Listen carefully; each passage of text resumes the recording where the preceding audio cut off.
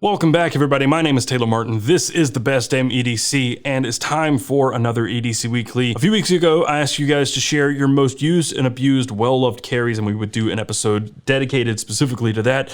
And surprisingly, there weren't a whole lot of submissions that were actually heavily used. I do these because a lot of the times there are people who comment and say that everything looks all pristine and unused in these EDC photos, but I know that there are a lot of you out there who actually beat the crap out of your stuff and use it. I think this comes down to one of two things. Either they're right and nobody actually does and I'm wrong, but on the other end, I think maybe these people who are complaining and commenting that these people don't use their gear are afraid to put up or shut up. They complain, and then when push comes to shove and their opportunity to arise and be featured in a video like this, they don't actually submit. That's probably more the case. I don't know. Regardless, we had enough to make this episode. I had to dig deep, but we found enough carries and actually an honorable mention. So with that said, this is the EDC Weekly used and abused version, God knows, 2, 3, 5, I don't know. And let's do the damn thing.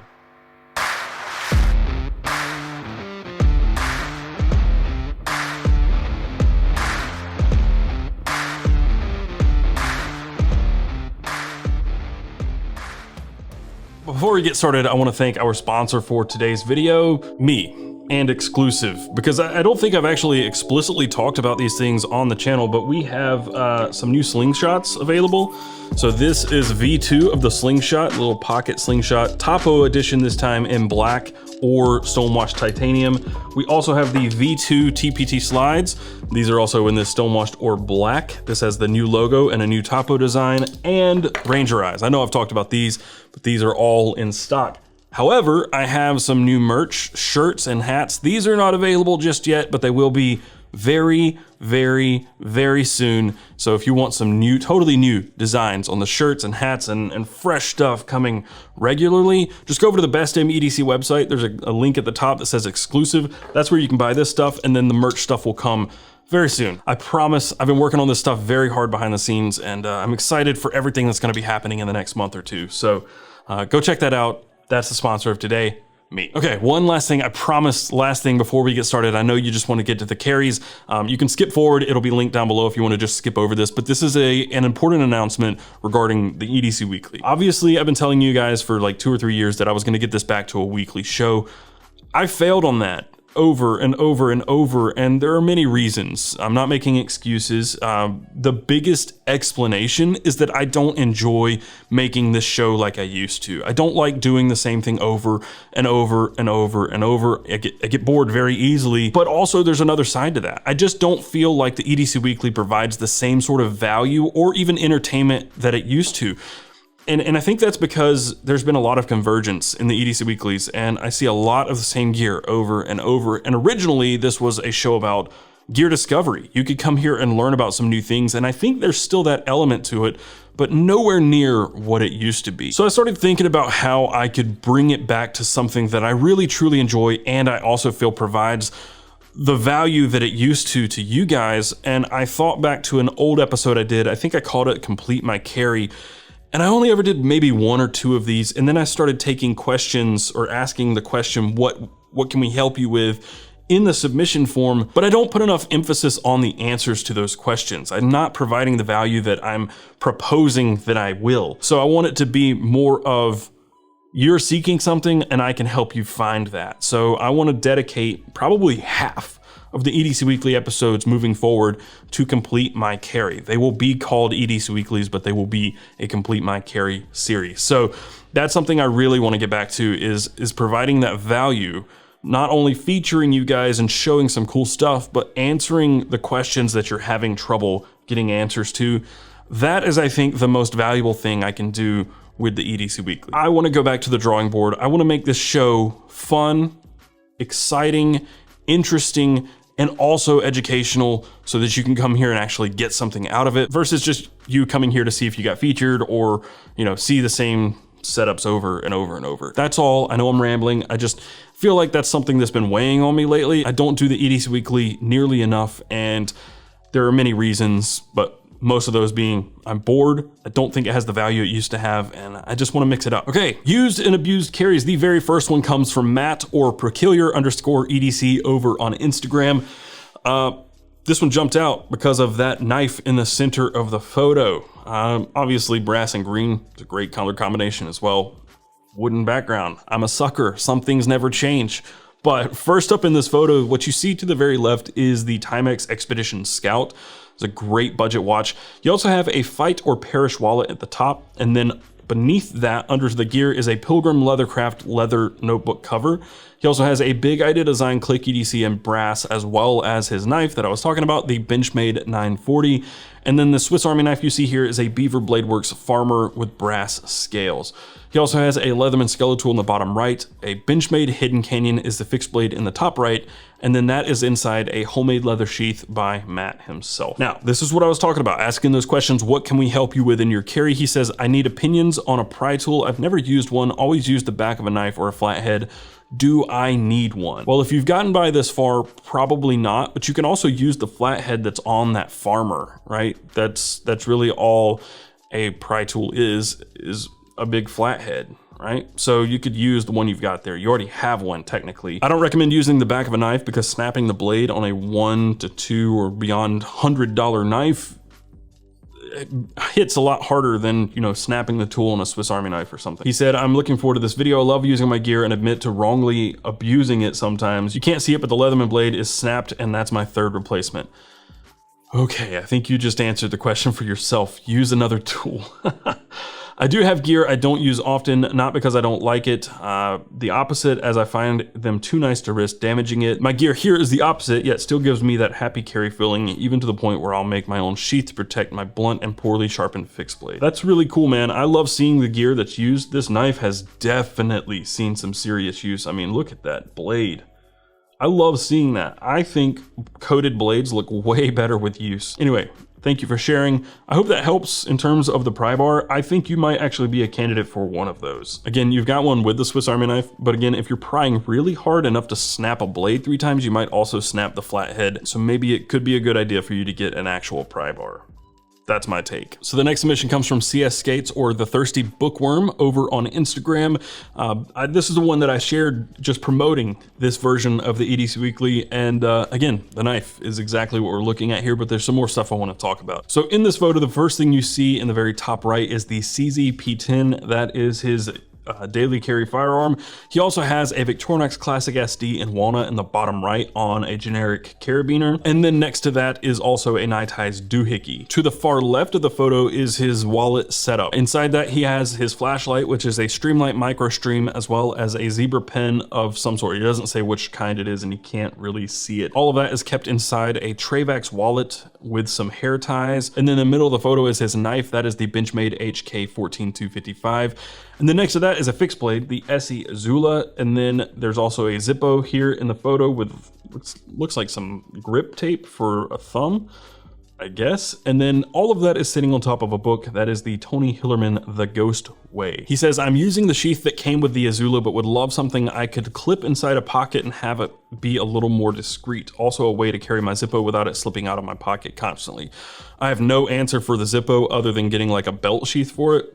If that's not really what you're looking for, I don't have a legitimate answer there.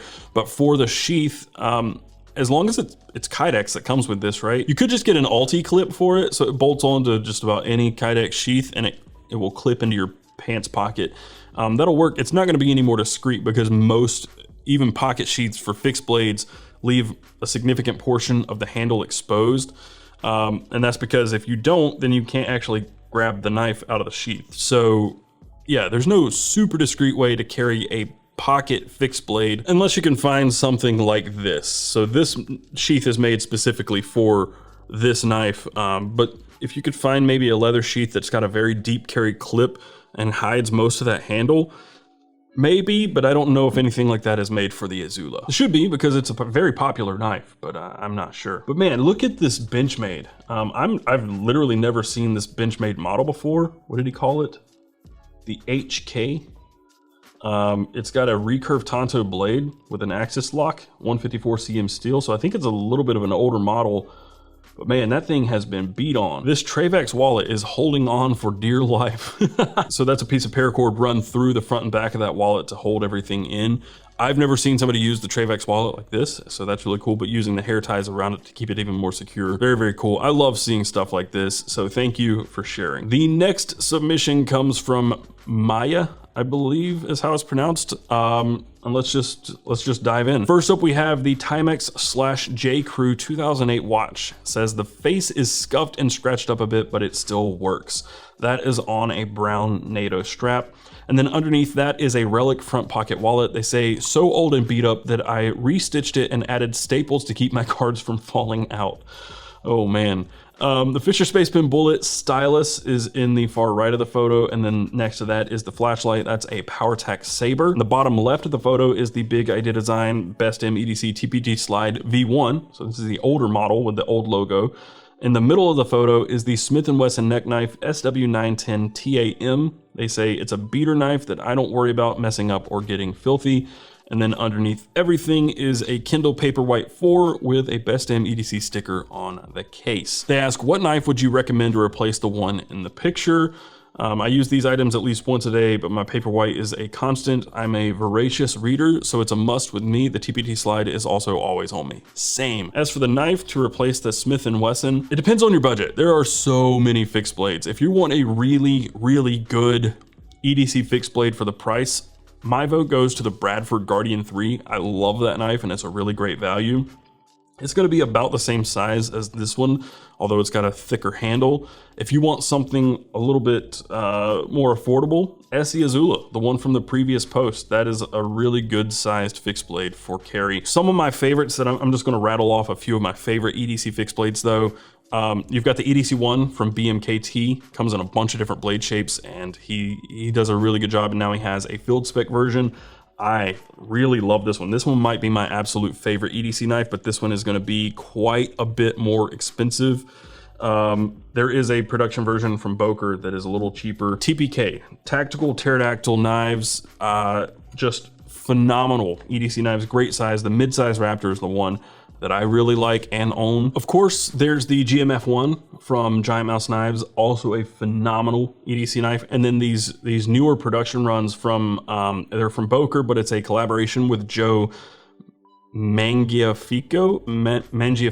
I'm not sure how to pronounce his last name, but they're trout or fish inspired knives. Beautiful, really good size and shape for EDC, and that's probably what I'm vying for next. Yeah, really, really great size and shape for EDC, so I hope that helps. The next submission comes from Phil, or The Ruthless Project, over on Instagram, and in this photo we have a Lynch Northwest All Access Pry 1.5. They say, I use this thing daily for work to open up air conditioning panels or cabinets. Below that is a failsafe goods slip. It says originally for a Pharaoh. The little Nuck, he says now it houses the Hate Dust Project's Do Good Piggy, which you can see right next to that. And on that is a Mayhem McGee brass bead. The wallet that you see here in the photo is the South of Civil Custom Wingman Tuck Wallet. It says I've had it for a few months now and the patina is much better today. And then the knife you see in the photo is of course the Kershaw Cryo 2. Phil says this was my first real knife that's been through hell and back. I've dropped it from a scissor lift 20 feet in the air. It's pried things open and needs to be sharpened every time you look at it, but I love her. I couldn't go a day without my Lynch pry, and it gets the most use out of any of my EDC tools and regular tools for that matter. But yeah, some of you guys out there absolutely use the crap out of your tools, and that is actually, it's not the knife that I picked for this photo, because a lot of the times when I ask for used and abused gear, people will grab some old stuff that they don't actually carry. I'm not saying Phil did this, but generally that's what happens. And when I'm looking for photos like this, I'm looking beyond just the knife being beat up, and look at the tip on that pry bar. It's been chewed up and used, and the pry bar is actually why I chose this carry, not the knife. So thank you for sharing, Phil. And you and everybody else so far featured, and even after this, get a second entry into the giveaway. That's gonna have to happen sometime in August or September, but it's gonna be a whole EDC that I'm gonna give away. The next submission comes from Cortlan, or That Red Duramax, over on Instagram. And pretty sure you can guess why I chose this one. So first up in the photo, we have a Spyderco Para 3 with an aftermarket deep carry clip. You can't see that because it's on the other side of the knife. The flashlight that you see to the right is a Streamlight Micro Stream, and the wallet you see in the center of the photo is the OpenSea Leather Hubei 2.0, and on top of that is the Gerber Dime, which is absolutely beat to hell. And all of this is sitting on top of his excavator track. He says, I'm looking to get into my first higher end titanium frame lock, preferably something American made.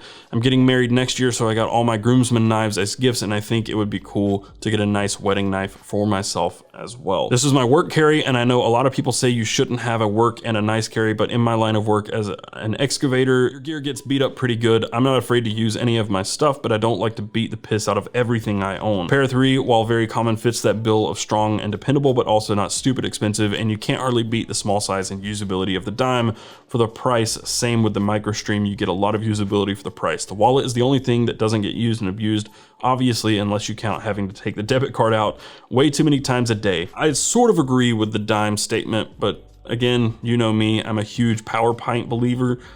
I would prefer to have a power pint over the dime, and as somebody who's clearly beat the absolute crap out of this one, I would recommend that upgrade. But for the knife, a very nice titanium frame lock made in America.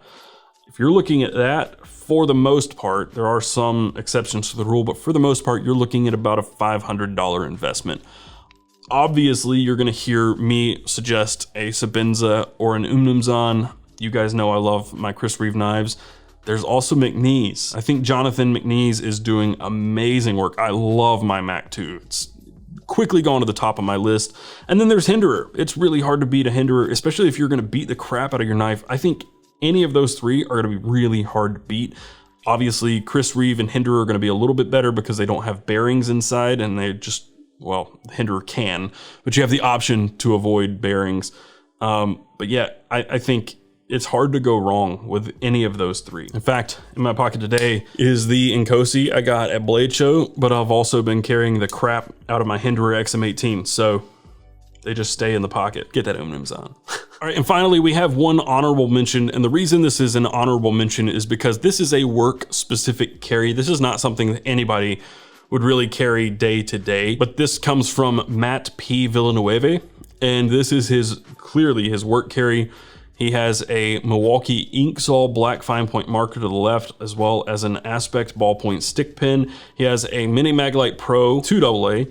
He has a Richard Square Point industrial knife with a Milwaukee as a utility knife next to that. That takes the Alpha L-type snap-off blades. He has a Crescent Lufkin 25-foot high visibility tape measure, and then a DeWalt tool holder. Says he doesn't know what kind. And then there's gonna be one more submission that I forgot to set aside.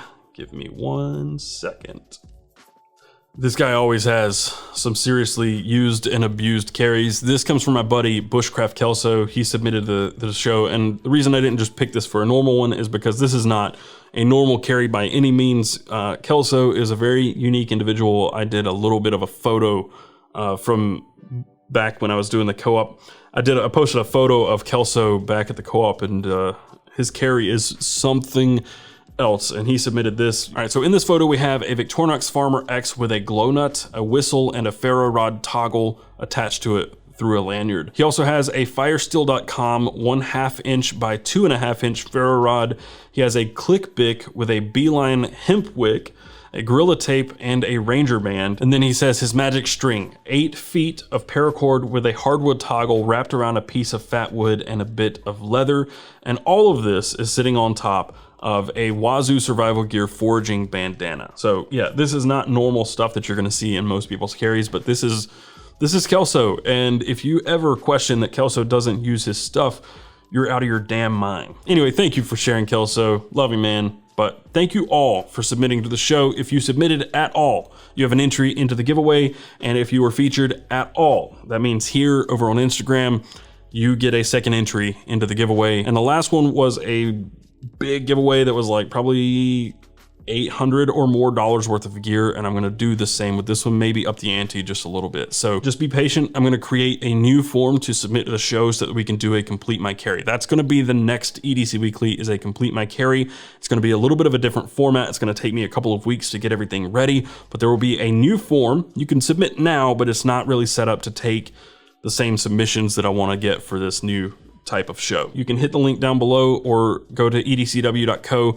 and submit there, but we are going to be shifting things and mixing stuff up. That's it for now. Thank you guys again. If you want to support what I'm doing here, everything you saw in this video will be linked down below, and many of those are affiliate links, but you can also go to patreon.com/bestdamnedc to support as well. So thanks again. I will see you guys very soon, and until then, carry on.